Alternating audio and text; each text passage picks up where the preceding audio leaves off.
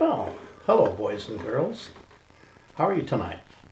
Welcome to episode 3 of Storytime with Ken, or my grandkids call me Grandpop or Pop, whatever you'd like. Just don't call me late to dinner. Ha ha ha. I make lots of mostly bad puns, and my grandchildren, Flynn and Lyra, have a rating system, thumbs up or thumbs down. They let me know when I make a good pun or a bad pun. So if you find that I make a good pun tonight, which will be rare, give me a thumbs up. And if I make a bad pun, you can give me a thumbs down. Okay? Got it? I don't know about you guys, but this morning I was sleeping soundly in my bed and my bed started jumping. Now, I don't know about you, but I do not like my bed to jump when I'm sleeping on it. Unless you're little Nemo in Slumberland and your bed jumps around and carries on like that as part of the cartoon, I absolutely do not like my bed jumping around. Well, it was that earthquake again. It's been a whole month. Can't please Mother Nature. Could you just knock off with the aftershocks and just let us sleep in for a change and quit making beds move and walls move and make all those weird sounds? I don't know about you guys. I'm sick and tired of it. Okay? This is episode 3 of the show.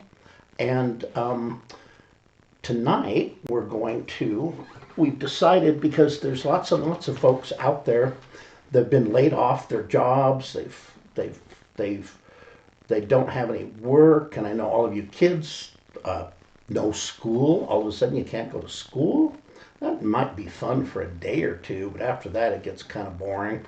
And then there's your parental units trying to work at home and have school for you guys and do all the normal living stuff. And then because of the coronavirus, COVID-19 pandemic, we're all supposed to stay in our houses and we can't go outside and have any fun.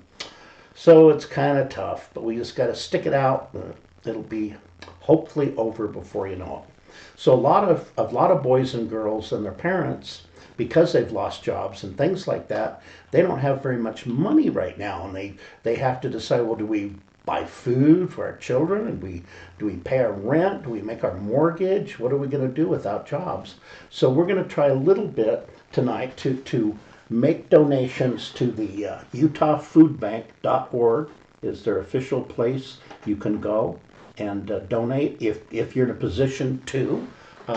Please help us help them out. We all are in this together, and if you got a little bit you could spare, maybe you could help our fellow citizens of Salt Lake out that aren't as lucky as we might be.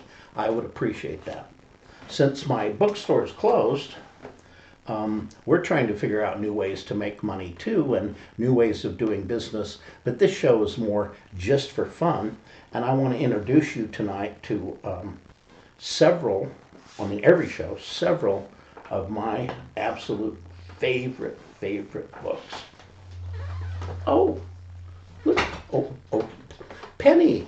Oh, I didn't know if you would be able to join us tonight, Penny. Welcome. Is it Junebug or you? Oh, she's in the other, over there in that corner. Yep.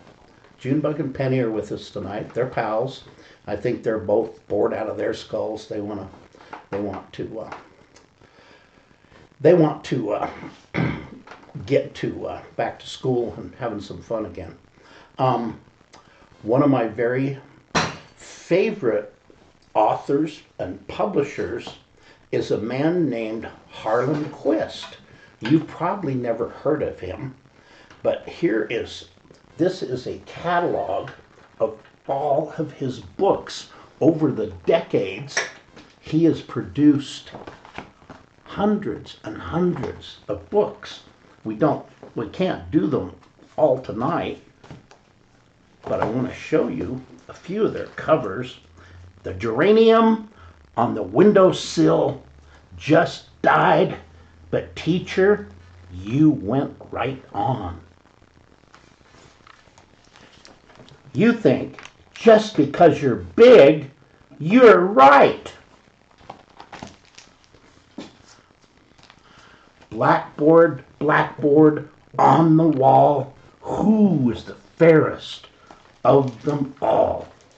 And there's just, I mean, I have over 100 different ones in my collection. Here's Dracula Spectacular.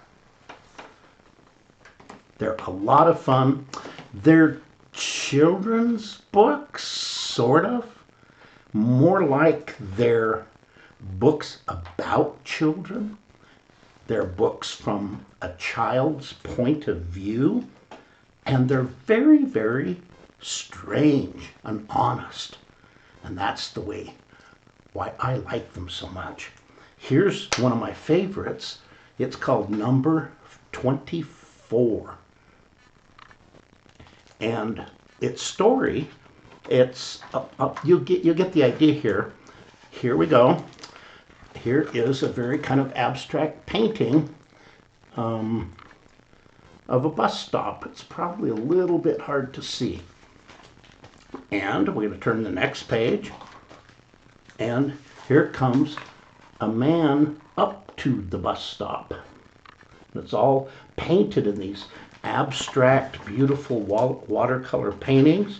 And maybe you've noticed something about this story by now. This is hard to figure out how to show you these pictures. There aren't any words. Did you get it? But he's waiting for the bus. Uh-oh, that's not a bus.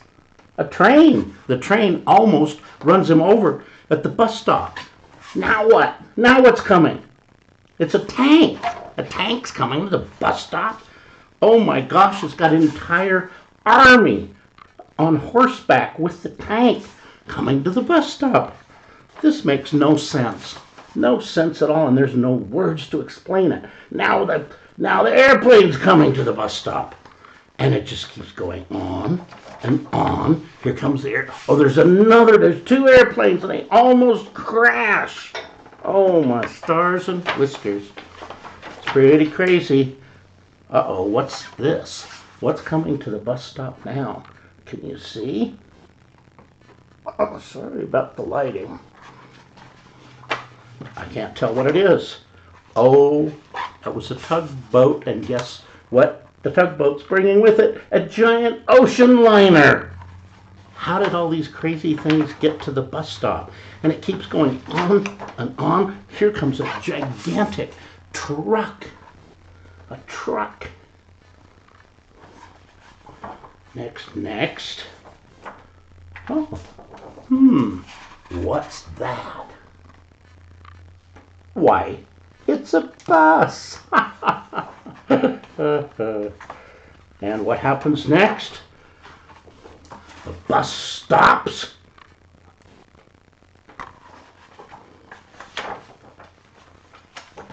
The man gets on the bus.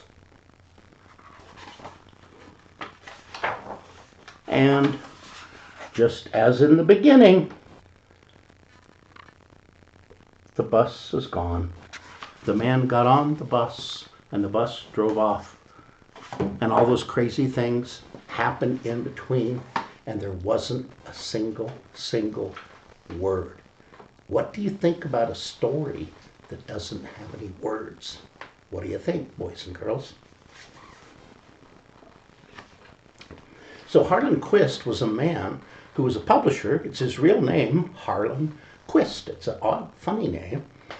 But he named his publishing company after himself. So he is also Harlin Quist, the publisher, and Harlin Quist, the author. And he didn't write or draw any of the books, but he caused them to be.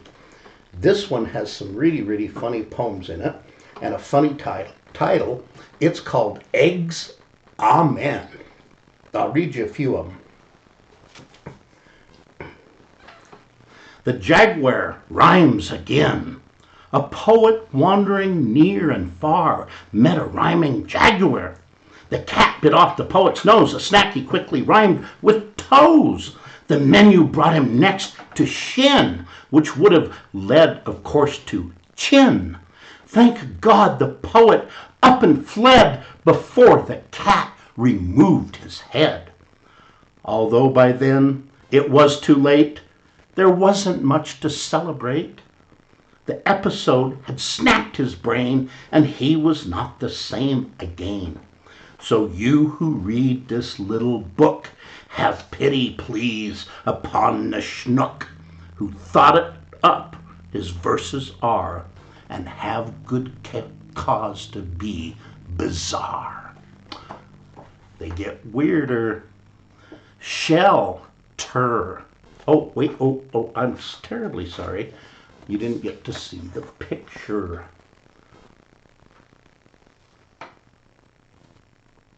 That's the jaguar. Okay, now I'll show you this one first. This poem is called Shelter. Shell, Shellter. That's another pun. Shelter. Turtles dwell in turtle shells. Turtle shells. Snails excel in snail shells. Hermit crabs inhabit shells. All sorts of shells. Sea hotels.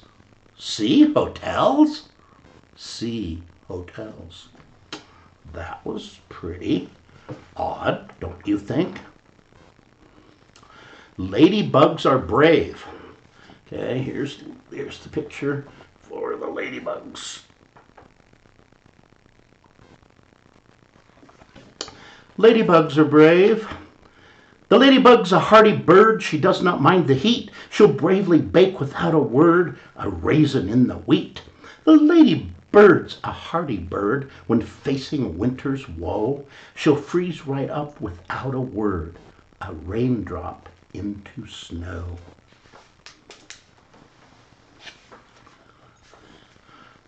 Oh, here's one. It's called Galaxies.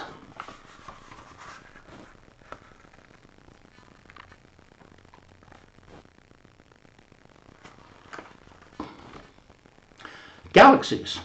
Try to leave your fingerprints on nothing but the air. You can't. But then who could, you say? The problem isn't fair. But the sky is full of fingerprints, and something put them there.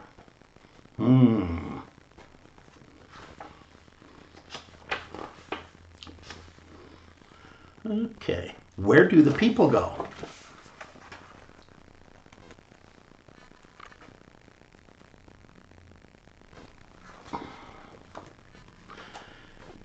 When honeybees hum in their hives and cows in pasture graze, where do the people go and what do the people do? When honeybees work most all of their lives and cows sleep half their days. When prairie dogs burrow in dusty towns and butterflies borrow the breeze, where do the people go? And what do the people do when prairie dogs have their ups and downs and butterflies do as they please? I don't have the answer.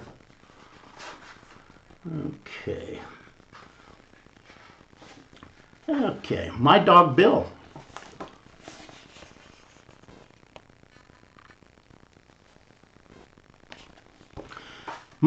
My dog Bill was a good old beast, went for a swim in the river east, took his coat to the laundromat and froze to death.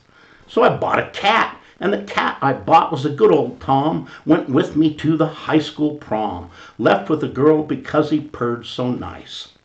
So I bought a fish, and the fish I bought is good as gold and seems to thrive on being bold. He talks to me when he's asleep with a friendly blubble bleep. Okay, we're almost to the end. 2 more to go. Eggs, Amen. That's the title poem. So we should read the title poem, don't you think? It's less glary over there. Eggs, amen. Each time I see a laying hen produce an egg, I say amen. I would not wish, I would not beg to ever be a chicken egg. No sooner laid, that egg is fried in fat for breakfast sunny side, up for scrambled, maybe boiled, too soft, too hard, but surely spoiled. The egg unfried gets whipped and jarred with other eggs, then vinegared, and in the end comes thinly spread for lunch upon a slice of bread. While into space the chickens gaze and lay more eggs for mayonnaise. Here we are. And now that we have got this far, I'm sorry there's no more. Here comes the rhyming jaguar. I hear his hungry roar. He is so fond of girls and boys, and he likes to rhyme them up. This is what he most enjoys. Gobble, gobble, gulp. I see him now. He's very near. I do not like his look. For heaven's sake, get out of here and quickly close the book. The end. Eggs 'em in. You got to admit, that was a pretty strange book, wasn't it? I think it was. So should we have one more Harlin Quist books? I think we should.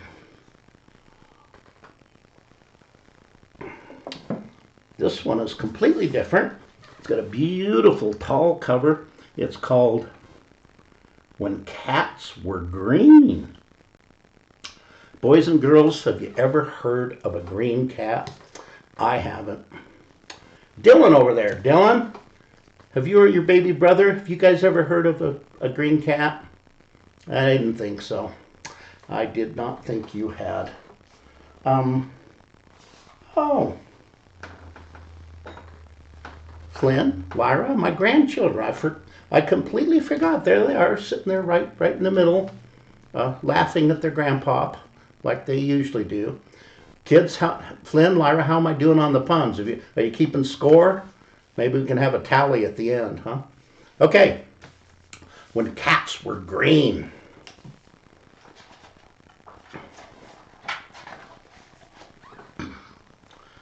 A long, long time ago, when wondrous things could be seen, the earth was a vast and peaceful place, and every cat was green.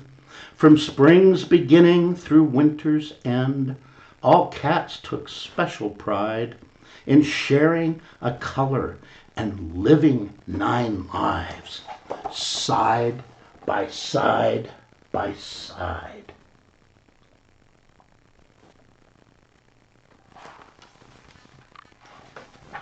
But then one curious day, growing bored with who they were, some haughty cats turned naughty cats and willfully painted their fur.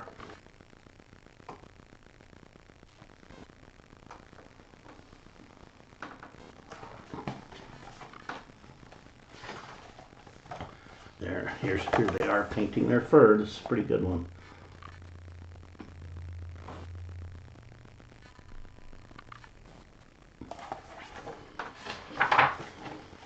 Their choice of color varied. To be different was their aim, and most cats were determined never again to be the same. Each jar of cats gets his own big pot of paint. Everyone a different color. That was a long, long time ago, and all the cats who loved being green were taunted and scorned, their carefree lives ruined, in a world become spiteful and mean. So they fled in the quiet of dawn, and no other living cat seemed to care that green cats were gone forever to a land only green cats could share.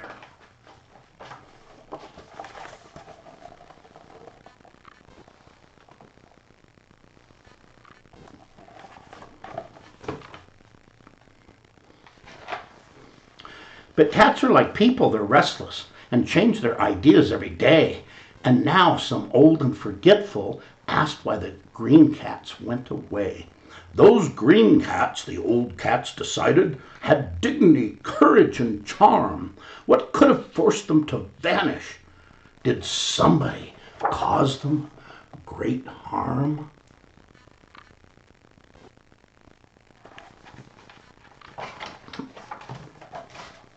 How can we find them? Where do we look?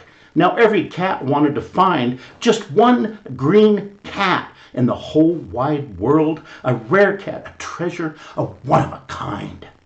Every hill, every valley was traveled, and cats of all colors were seen. The red and the blue, the orange and the black, but no cat was discovered that was green.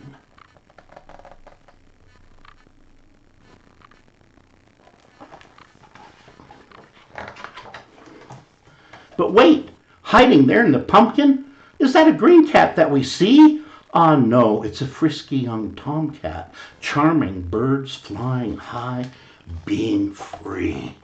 How did they mistake that pumpkin orange cat for a green cat? I'll never know.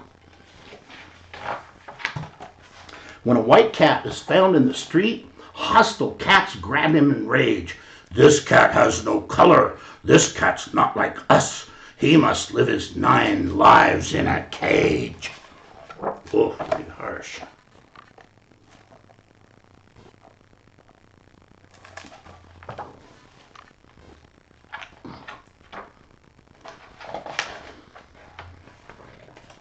Then the tiger cat spat at the tomcat, the blue cat lashed out at the red, the orange cat snapped at the gray cat. No wonder the green cats had fled.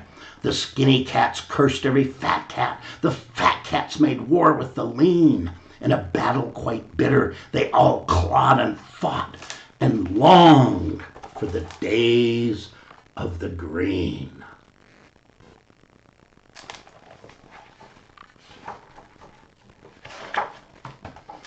Though all the green cats had vanished and were never again to be seen, the world was due for another surprise. And lo and behold, it was green. What? That was no cat. What was that? Yeah, it was a green dog. So what do you think? Today it is certain that a green cat would be just swell. But a long, long time ago, were green cats alone, or were dogs like the cats green as well? The end. Okay, so that's your introduction to one of my favorite children's books publishers, Harlin Quist. I have over 100 different Harlin Quist books in my library here at home. We're filming tonight in my library. The lighting is pretty good, except when it glares off the books and you can't see the pictures. But I think producer has fixed that little problem. So before we get into, we have to take a break. I mean, I can only do this for so long.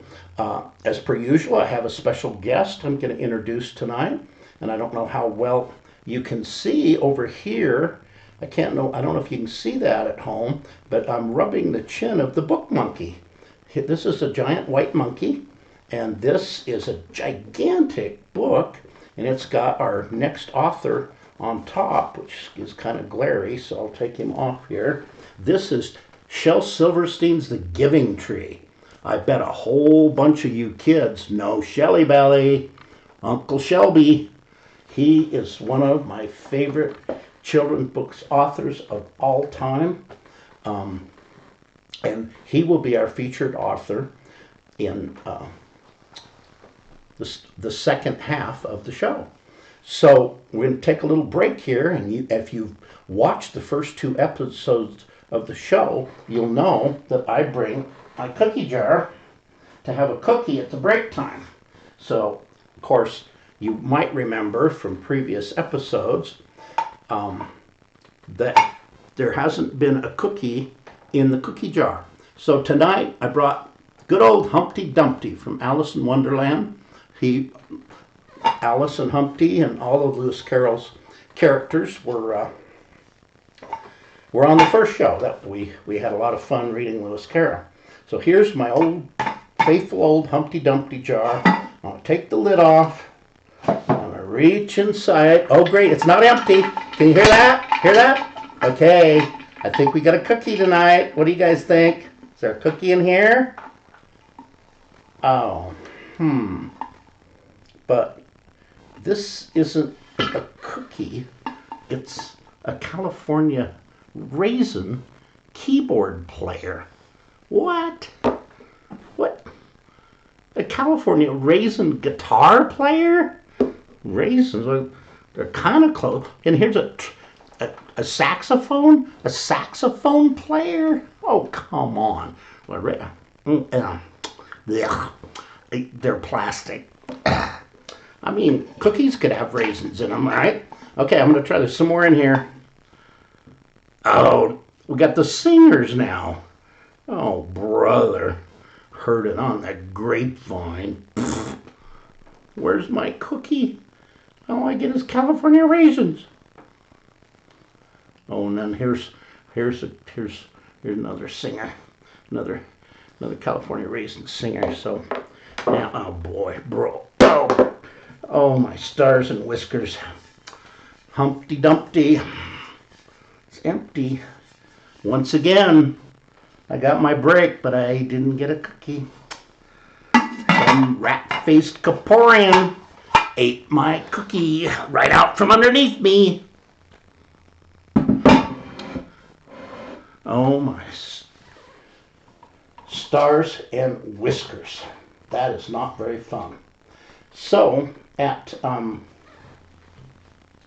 Ken Sanders Rare Books, which is closed because of the coronavirus, we're trying to figure out ways to sell books, and we have come up with several innovative ways. We do free shipping and free delivery. You can go on our website and buy books for a discount, and we'll ship them to you. If you don't know what you want, you can call the shop, and one of the staff will be happy to make suggestions for children's books or any other kind of books. And we'll try to help you as much as we can. We're kind of having fun doing it. And of course, we have thousands of children's books at the store, including the ones that we can only do a few on each of these shows. And also, we have this giant book vault outside of the store. So for as long as the coronavirus lasts and we have to be sort of quarantined at home, if you will, all of the books on the giant book wall outside of the store are absolutely free. So remember, we're trying to raise money for those less fortunate than we are. If you're able to, please help join us in donating to the UtahFoodBank.org. Also, we are doing this we have a Facebook page and a YouTube channel that are just fledgling, and we'd encourage you, if you like this kind of nonsense, to please go to the Ken Sanders Rare Books Facebook page or to the brand new Ken Sanders Rare Books YouTube channel and subscribe, and we will try to keep bringing these silly kitty shows to bored children and their parental units every Thursday night. And I think that's pretty much the end of the snake oil and trinkets portion of the program. And in the second half, we're going to turn our attention to the author I showed you earlier on, good old ShelleyBelly himself, Shel Silverstein, who went from being an adult cartoonist and a songwriter. Kids, you can't imagine how many songs that good old ShelleyBelly, Shel Silverstein, wrote. He wrote Johnny Cash's famous song, A Boy Named Sue. He wrote the Green Unicorn song way back in the 1960s for the Irish Rovers. He wrote the Get Your Picture on the Cover of the Rolling Stone for Dr. Hook and his medicine show. He wrote hundreds of songs for dozens and dozens of musicians. And he recorded a bunch of albums that are, and he sings songs like the Slithery D and all his other famous children's book songs too. So I'm going to show you, I brought a whole bunch of them tonight. We can't read from very many of them, of course, but we'll try. Here's one of his later ones, Everything on It. The Missing Piece. The Giving Tree. And Falling Up, as if that makes any sense. Rummy Babbit. Here's another picture of the author. There's ShelleyBelly himself. And Who Wants a Cheap Rhinoceros? Any takers out there, boys and girls? The Missing the Missing Piece meets the Big O. That's classic. And A Giraffe and a Half. That seems silly. And I've saved, that's not all of them, but I've saved my favorite two for last because they're the two we're going to read from. Don't Bump the Glump. You guys know that one? One of my favorites. And possibly my all-time favorite Shel Silverstein song, Where the Sidewalk Ends. There's also Lafcadio, the lion who shot back, and there's so many others. I don't think he wrote a bad book in all those years. So let's dive in with a few silly poems and nonsense verse from the great Shel Silverstein. I'm sure most of you boys and girls have read and love Shel Silverstein like I do. So I made a few bookmarks here, some of my favorites. Magic. Sandra's seen a leprechaun. Eddie touched a troll. Laurie danced with witches once. Charlie found some goblin's gold. Donald heard a mermaid sing. Susie spied an elf. But all the magic I have known, I've had to make myself. Here's a good one. Hug-a-war. I will not play it tug-a-war. I'd rather play it hug-a-war. Where everyone hugs instead of tugs. Where everyone giggles and rolls on the rug. Where everyone kisses and everyone grins and everyone cuddles and everyone wins. That's it. It's a pretty good one. Oh, this is a funny one. It is dark in here. I am writing these poems for... I'm writing these poems from inside a lion, and it's rather dark in here, so please excuse the handwriting, which may not be too clear. But this afternoon by the lion's cage, I'm afraid I got too near, and I'm writing these lines from inside a lion, and it's rather dark in here. I don't know if you can even see that.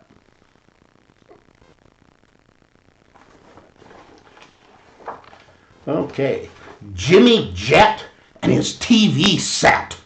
I'll tell you the story of Jimmy Jet, and you know what I tell you is true. He loved to watch his TV set almost as much as you. He watched all day, he watched all night, till he grew pale and lean. From the early show to the late show, and all the shows in between. He watched till his eyes were frozen wide, and his bottom grew into his chair, and his chin turned into a tuning dial. An antenna grew out of his hair, and his brains turned into TV tubes, and his face to a TV screen. And two knobs saying Vert and Horitz grew where his ears had been. And he grew a plug that looked like a tail, so he plugged in little Jim, And now, instead of him watching TV, we all sit around and watch him.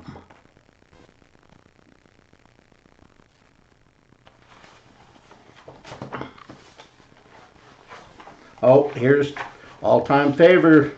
You guys all know this one, I bet. Boa constrictor. Sing along if you want. Oh, I'm being eaten by a boa constrictor, a boa constrictor, a boa constrictor. I'm being eaten by a boa constrictor, and I don't like it one bit. Well, what do you know? It's nibbling my toe. Oh, gee, it's up to my knee. Oh, my, it's up to my thigh. Oh, fiddle, it's up to my middle. Oh, heck, it's up to my neck. Oh, dread, it's up.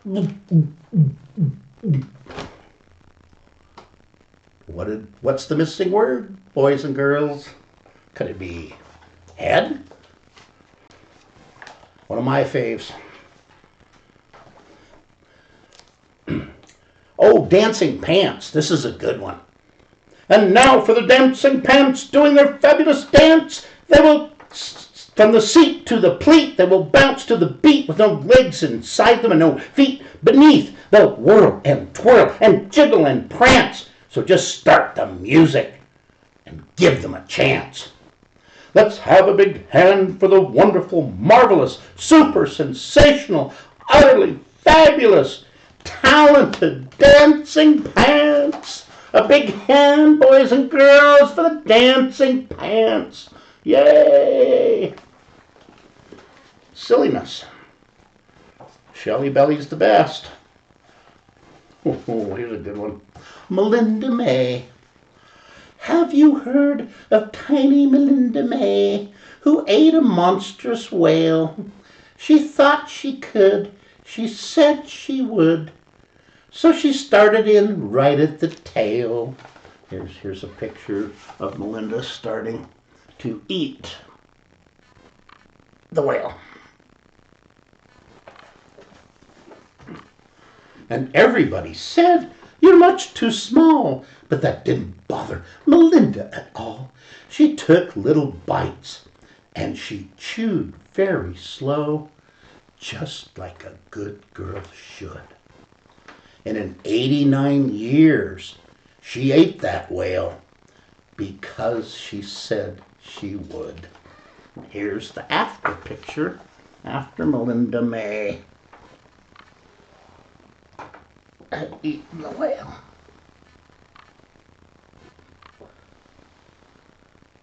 Sunlight's being troublesome tonight, for sure.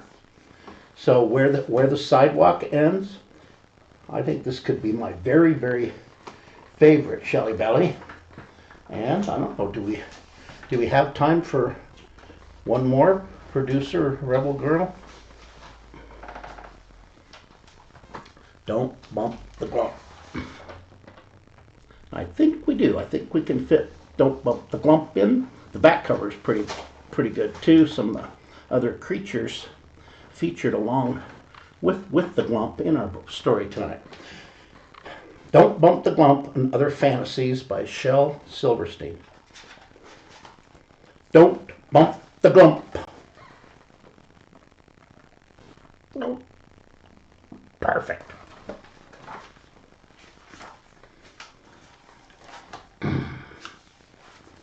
Prologue.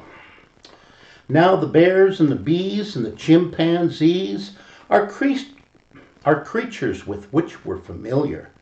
But what do we know of the humple-backed moe, or the ring-tailed breck-speckled hillier, or the tongue-twisted rubber-necked billier, or the gorp-eating calicoziller? Have you ever heard of any of those? Glump. A warning for those who chance to meet a wild glump coming home late at night, down a dark street, past a graveyard, all alone. Don't bump the glump. The quick disguising Ginnet. This is the quick disguising Ginnet. Didn't he have you fooled for a minute? The accident. I think I've killed a dickory. I did it by mistake. I thought she was a ball, so I bounced her off the wall. I had no idea at all that she might break. Uh-oh. That's up in the corner. Let's see that part. It's hard to see it. It's tiny. The crawfie. That silly fish, the crawfie, has been swimming in my coffee. But now I've drunk it up and he isn't in the cup and he's nowhere to be found. Do you think that he's drowned? The underslung Zath. I fear the wrath of the underslung Zath. Will someone else tell him it's time for a bath? Wait, Shelley. The Zerbangelnick. Woof. The Zerbangelnick has just arrived, and it's up to me to announce him. How do you pronounce him? Oh, good one, Shel. The Gletcher. See the Gletcher in his cage. His claws are sharp, his teeth are double. Thank heavens he's locked up safe inside, or we would all be in terrible trouble. Oop. Somebody flew the cage. Couldn't have been the Gletcher, could it? The trap. Let us set a little trap for the Grinch, Grinch, Grinch. We can catch him if we wait. I shall be the hunter and bold, bold, bold, and you shall be the bait. Ha ha ha ha. Good one, Shel. Whoo! So once again, I find some sand in my chicken soup. No, I'm not accusing the floop, and I don't say that it was the goppet, but whoever it is better stop it. You hear? Whoever it is better stop it. The terrible Phesus. There's a terrible 20-foot Phesus. Shh. I don't think he sees us. Not yet. The Slithergadee. The Slithergadee has crawled out of the sea. He may catch all the others, but he won't catch me. Now you won't catch me, old Slithergadee. You may catch all the others, but you... What happened? The pointy-peaked Pavirus. The pointy-peaked Pavirus, a creature most gregarious, who's never taken serious. Poor thing, it doesn't matter where he is, he's jeered by persons various, who shout out, looky, looky, there he is, then wait for him to sing. Man-eating Fullet.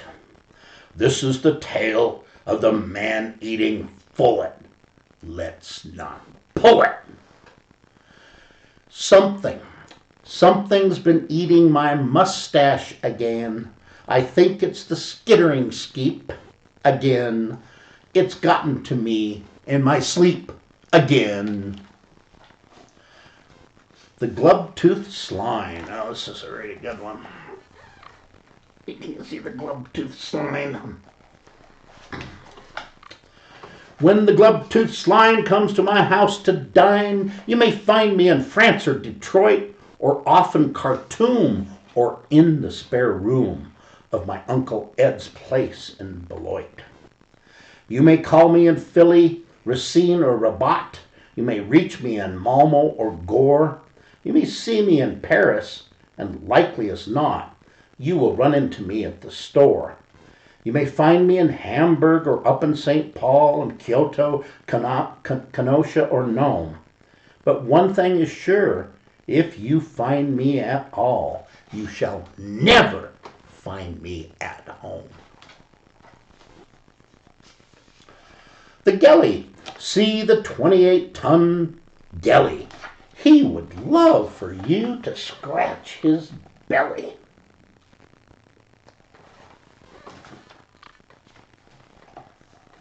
The bald-top drone. I see you there, old bald-top drone, hiding in that ice cream cone. I'll get awful, awful sick if I give your head a lick.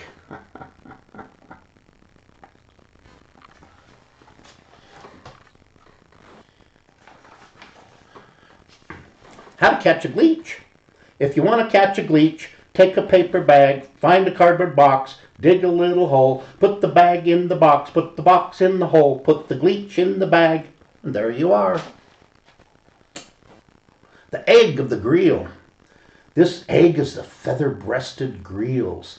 If it makes you feel funny just looking at it, imagine how the greel feels.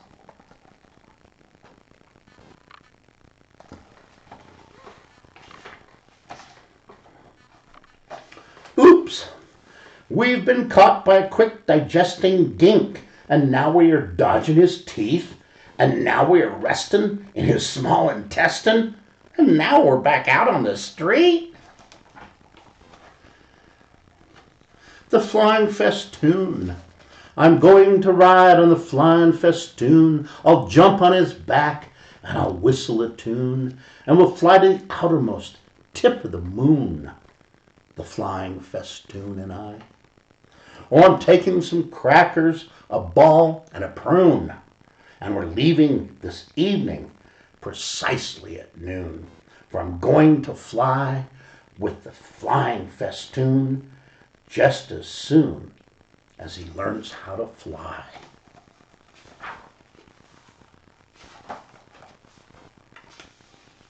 The friendly old sleepy-eyed skirk. The sleepy-eyed skirk, he's a nice old thing. He'll let you sit inside his mouth. If you knock on his chin, he'll let you in. But I rather doubt he'll let you out.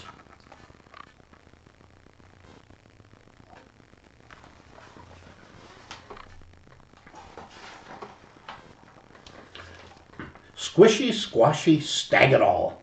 When singing songs of scariness, of bloodiness, and hairiness, I feel obligated at this moment to remind you of the most ferocious beast of all. 6,000 tons and 9 miles tall. The squishy, squashy, stag it all that's standing behind you right now. The end. Thank you, ShelleyBelly. And that brings us almost to the conclusion of episode 3 of Storytime with Grandpop or Pop or Ken or whatever you choose to call it or me. Oh, my stars and whiskers. You know, every show I've decided to bring on a special guest, and I almost forgot. Flynn and Lyra, I hope you're watching this one, because the special guest tonight, the rat-faced Caporians, is our old friend Gun. Hi, Gun. How are you? Hi, Ken. Thanks for having me on your show tonight. It's great to see you, Gun. How you been, huh, buddy? It's Gun Bear, kids. Hiya, boys and girls. My name's Gun. When my own 2 children were very, very young, especially Melissa, she loved Gun Bear. Sometimes you know how you get mad at mommy or daddy and you don't want to talk to them because you're kind of mad at them. Well, that's how it was sometimes with my daughter and me and Gun. And even when my daughter was too mad to talk to Dad, she would always talk to Gun. Isn't that right, Gun? Oh, yes, Melissa and I were very great friends, Ken. Oh, thanks for the kiss. Gun. Oh, gosh. I can't stop him, boys and girls. Gun, we're not proper social distancing, you silly old bear. We're not supposed to be hugging and kissing right now, but I guess you've been down here and you've been hibernating all winter, right? So you don't have the coronavirus. How could you? Bears hibernate all winter long, so go ahead. Yeah. Yeah. Well, I'm sure glad I remembered to bring you on, Gun. Thank you, Ken, and thank you, boys and girls. Do you have a favorite stuffy? They never called stuffed animals stuffy when I was a young cub. Where did this stuffy word come from? It's kind of silly, don't you think? I'm all grown up stuffed bear. But do you have a favorite stuffy that you like to cuddle with and take to bed with you? I bet you do. I hope it's a bear like me, but it's okay if it isn't. So, good night, boys and girls. Good night, stuffies everywhere. Bye-bye. See you next week, next Thursday night.